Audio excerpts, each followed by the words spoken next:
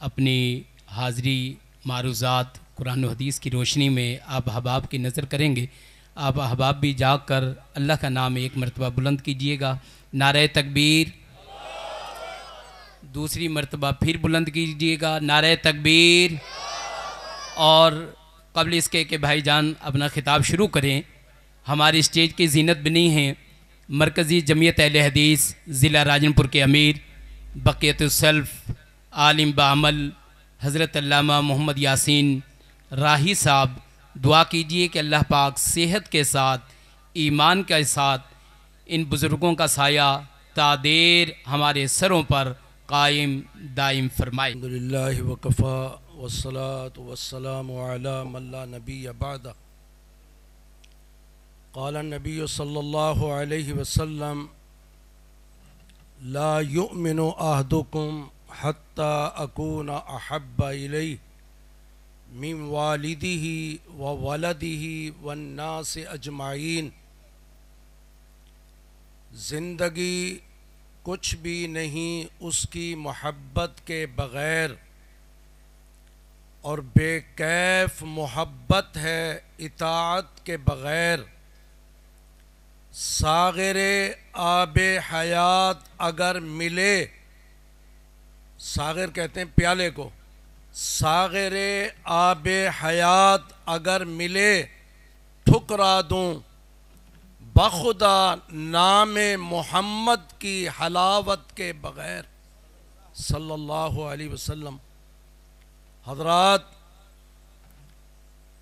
شیخ عبدالسلام انصاری ہمارے جماعت کے دبنگ اور بے باک خطیب ہیں، ان کے بعد میرا 10 منٹ کا بولنا کچھ مناسب نہیں ہے، اور پیچھے علماء کی ایک طویل فہرست ہے۔ شیخ صاحب صحابہ کا تذکرہ کر رہے تھے، 1-2 واقعات میرے ذہن میں تھے، آ رہے تھے، میں 5-7 منٹ میں وہ بیان کر کے اجازت چاہوں گا کہ صحابہ کرام، انصاری صاحب، زید انصاری صاحب بیان کر رہے تھے، زید ہاشمی صاحب، تو آیت انہوں نے پڑھی فَإِنْ آمَنُوا بِمِثْلِ مَا آمَنْتُمْ بِهِ، کہ قرآن مجید میں اللہ پاک نے صحابہ کے تذکرے، صحابہ کے نغمے، صحابہ کے ترانے گائے، کبھی کسی انداز میں، کبھی کسی انداز میں، کبھی کسی انداز میں۔ اس کی وجہ وہ کسی کیڈٹ کالج یا ملٹری کالج یا کسی MBBS ڈگری ان کے پاس نہیں تھی، لیکن صحابہ کا جو اللہ پاک نے قرآن مجید میں تذکرہ فرمایا، اس کی وجہ یہ تھی کہ ان کی جسم کا ایک ایک انگ، ایک ایک ذرہ، ایک ایک شریان، ایک ایک ورید، ایک ایک رگ اللہ کی توحید اور محمد الرسول اللہ صلی اللہ علیہ وسلم کی محبت سے لبریز تھی۔ حافظ ابن اسیر کی کتاب ہے الکامل، حافظ ابن اسیر لکھتے ہیں حضرت ابو بکر صدیق کانا اول خطیب دعا الی اللہ، مکہ کے اندر پاک محمد صلی اللہ علیہ وسلم ابھی انڈر گراؤنڈ تبلیغ کرتے تھے، ڈور ٹو ڈور تبلیغ کرتے تھے، گھروں میں وثاق بیٹھک جا جا کے تبلیغ کر رہے ہیں۔ کانا ابو بکر صدیق تھا وہ اول خطیب، آسمان کے نیچے اور اس زمین کے اوپر پہلا خطیب، پہلا داعی، پہلا مبلغ، پہلا واعظ اسلام کا۔ کان اول خطیب دعا الی اللہ، جس نے اللہ کی طرف بلایا وہ پہلا بندہ ابو بکر صدیق تھا۔ مکے والوں نے پکڑا، مارا پیٹا، زخمی ہو گئے۔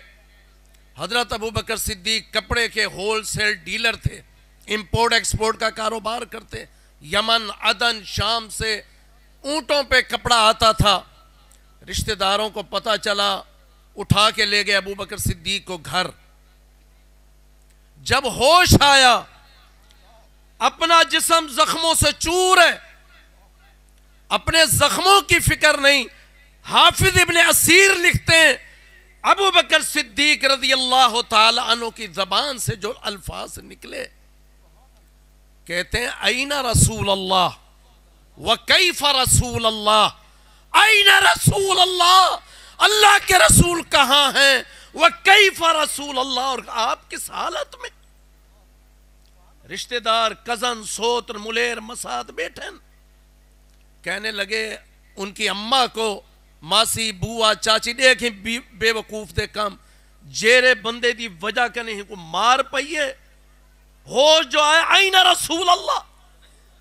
رشتہ دار بائی کاٹ کر کے اٹھ کے چلے گئے. اماں دودھ میں ہلدی ڈال کے لے کے آئی, بیٹے یہ پی لے پھر چلتے ہیں تیرے پیغمبر کے پاس. جو الفاظ ابو بکر صدیق نے کہے, اقبال نے ایسی نہیں کہہ دیا تھا کہ پروانے کو چراغ بلبل کو پھول, بس صدیق کے لیے ہے خدا کا رسول. بس یہ بس کیا ہے, بس بھی اگر ایک طرف پاک محمد ہے اور دوسری طرف خدا کی کل خدائی ہے, ابو بکر صدیق یہ میسج دینا چاہتے ہیں کہ ابو بکر کے لیے وہ ذات مقدس جو ہے سب کچھ ہے, اس کے بغیر کچھ نہیں. اماں ہلدی والا دودھ لے کے آئی, ابو بکر صدیق فرماتے اماں لا آکلو طعاما, میں اس وقت تک ایک لقمہ نہیں کھاؤں گا, ولا اشرب شرابا, اور ایک گھونٹ نہیں پیوں گا. کب تک؟ حتی ارا وجہ رسول اللہ صلی اللہ علیہ, جب تک میں اپنی ان آنکھوں سے پاک محمد کے چہرے کی زیارت نہ کروں. یہ بخاری کی حدیث ہے. صلح حدیبیہ کے موقع پہ عروہ بن مسعود ثقفی الفاظ اس کے, جب واپس گیا مکے جا کے رپورٹ دیتا ہے اور کہتا ہے بے وقوف ہو, تم مقابلہ کر رہے ہو اس محمد صلی اللہ علیہ وسلم سے. میں نے دیکھا کہ جب وضو کرنے کے لیے وضو ہی اس کے وضو کا پانی لایا گیا, میں نے صحابہ کو دیکھا کہ ایک دوسرے سے جلدی کر رہے تھے کہ ہم آگے بڑھیں. اس کا جو نخامہ تھا, مزمزہ تھا, منہ کی کلی کا پانی تھا, وہ نیچے نہیں گرنے دیا. اِلَّا تَلَقُّوهُ بِعَكُفِّهِمْ, صحابہ ایک دوسرے سے جلدی کر رہے تھے کہ اپنی ہتھیلیوں پہ مل لیں, اپنے جسم پہ مل لیں, اپنے چہرے پہ ملیں. اور میں نے ان کی آنکھوں کی یعنی عروہ کی ججمنٹی دیکھیں, اس کا فکر دیکھیں. کہتے ہیں میں نے دیکھا کہ صحابہ جب اللہ کے رسول کی طرف دیکھ رہے تھے, لا يحددون النظر تعظیما, حداد کسے کہتے ہیں؟ لوہار کو. حدید کہتے ہیں لوہے کو. لا يحددون, یہ عروہ کے الفاظ ہیں. کہتا ہے میں نے دیکھا جب وہ صحابہ 1400 صحابہ تھے حدیبیہ کے مقام پہ, اپنے پاک پیغمبر کی طرف دیکھتے, لا يحددون النظر, ان کی نظروں میں تیزی, جیسے بندہ غصے نہیں, شفقت, محبت, پیار سے دیکھتے تھے. تعظیماً, تعظیم کے حوالے سے کہتا ہے بے وقوف ہو, جو اس کے جسم سے لگے ہوئے پانی کو نیچے نہیں گرنے دیتے, وہ اس پیغمبر کے خون کو بھلا وہ کیسے نیچے گرنے دیں گے. خبیب کو پھانسی دی جا رہی ہے.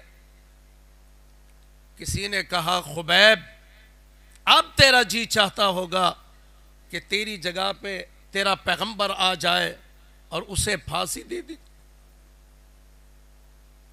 خبیب کے الفاظ ایمان افروز ہیں. کہتا ہے مارکا, اور کہنے والے بندے لست ابالی حین اقتل مسلمن علی ای جنب کان للہ مسرعی.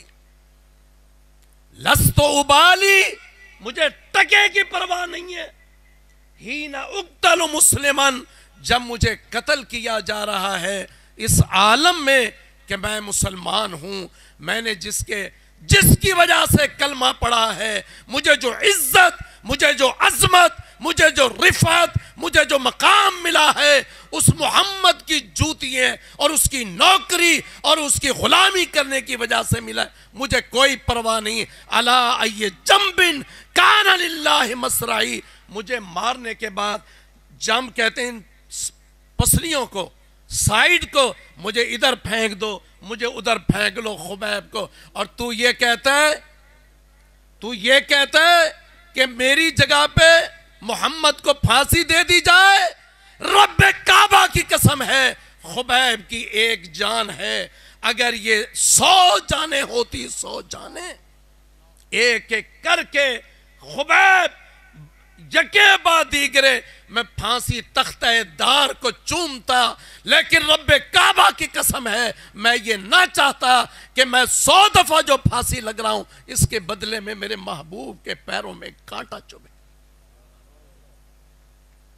روم کا یا حافظ کا ایک شعر ہے، کہتا ہے، اس کا ترجمہ کیا، نہ شبم نہ شب پرستم کہ حدیث خواب گویم، نہ شبم نہ میں رات ہوں، نہ شب پرستم نہ میں رات کا پجاری ہوں کہ میں اندھیرے کی بات کروں، میں کچی گولیوں کی بات کروں، میں کچی کچی باتیں کروں۔ کہتا ہے نہیں، چوں غلام آفتابم، آئے ہے، چوں غلام آفتابم ہماز آفتاب گویم، میں تو اس نیر تاباں، لال بدخشاں، بدر الدجا، شمس الضحیٰ، والی بطحا، جناب محمد رسول اللہ کا غلام ہوں۔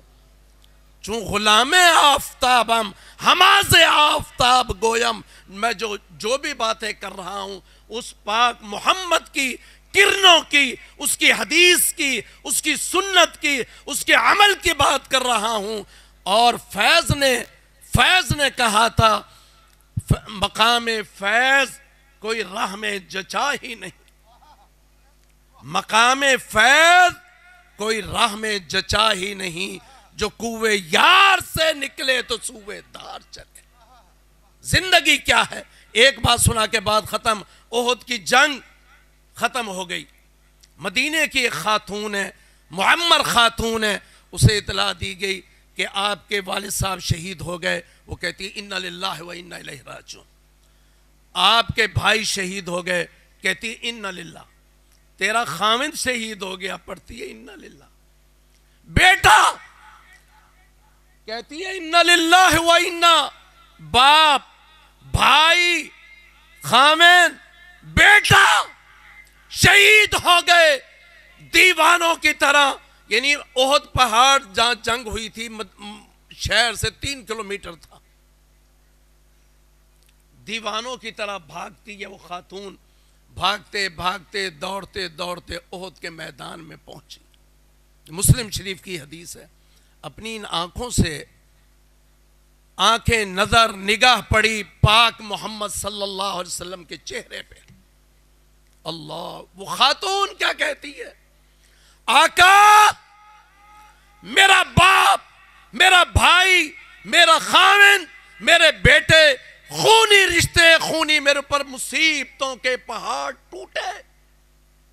کل مصیبت بعدک جلل، آقا آپ کو میں نے دیکھا کہ میرا محبوب پیغمبر عافیت سے ہے، خیریت سے ہے، سلامت ہے۔